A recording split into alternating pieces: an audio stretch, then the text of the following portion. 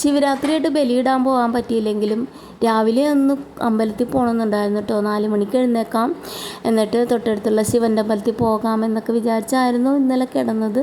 നേരത്തെ എഴുന്നേറ്റ് കുളിച്ച് റെഡി ആവുകയാണെങ്കിൽ അമ്പലത്തിൽ പോകാമെന്ന് മോനോടും പറഞ്ഞിട്ടുണ്ടായിരുന്നു കേട്ടോ.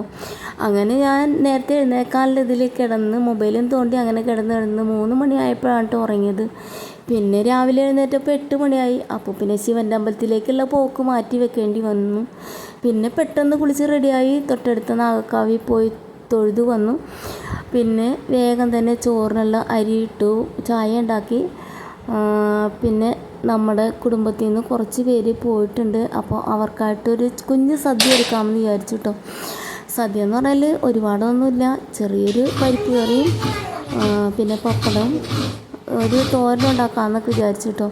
അങ്ങനെ ചോറും പരിപ്പ് കറിയൊക്കെ ആയി വന്നപ്പോഴേക്കും നമ്മുടെ പായസം വെക്കാനുള്ള ഉണക്കലരി ഇതേ കഴുകി വേവിക്കാൻ വെച്ചിട്ടുണ്ടായിരുന്നു.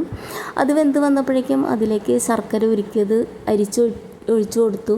പിന്നെ അതേ തേങ്ങയും കൂടി ചിരണ്ടി ഒന്ന് ഇളക്കി സെറ്റാക്കി കേട്ടോ. അപ്പോൾ നമ്മുടെ പായസം ഇവിടെ റെഡി ആയിട്ടുണ്ട്.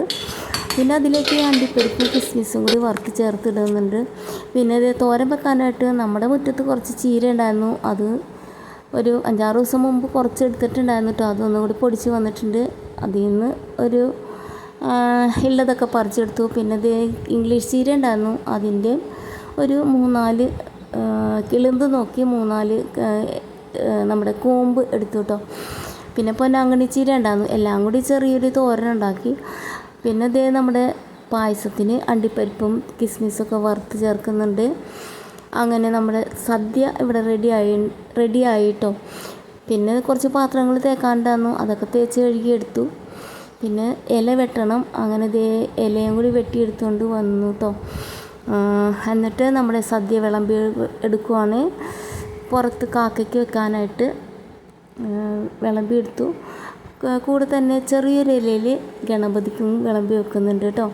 അങ്ങനെ ഇതേ ചോറും പരിപ്പ് കറിയും ചീരത്തോരനും പപ്പടവും പായസവും എല്ലാം വിളമ്പി എടുത്തിട്ട് പുറത്ത് കൊണ്ടുപോയി മോനെ കൊണ്ട് കാക്കയ്ക്ക് വെച്ച് കൊടുത്തു. അപ്പോൾ പണ്ടൊക്കെ ഉണ്ടല്ലോ, കാക്ക വന്ന് കഴിച്ചതിന് മാത്രമേ നമുക്ക് കഴിക്കാൻ പാടുള്ളൂ. അപ്പോൾ കാക്ക വരുന്നത് വെയിറ്റ് ചെയ്തു. അങ്ങനെ നോക്കി നിന്നിട്ട് മോനും ചോറ് കൊടുത്തു. ഞാനും കുഞ്ഞാവയും പീലിമോൾ അവിടെ ഇരുന്ന് കഴിക്കുന്നുണ്ട്. അങ്ങനെ ഞങ്ങളെല്ലാവരും കൂടി കഴിച്ചിട്ടോ. അപ്പോൾ ഇന്നത്തെ വീഡിയോ ഇത്രേ ഉള്ളൂ. ഇനി അടുത്ത വീഡിയോ കാണാവേ. ബായ്.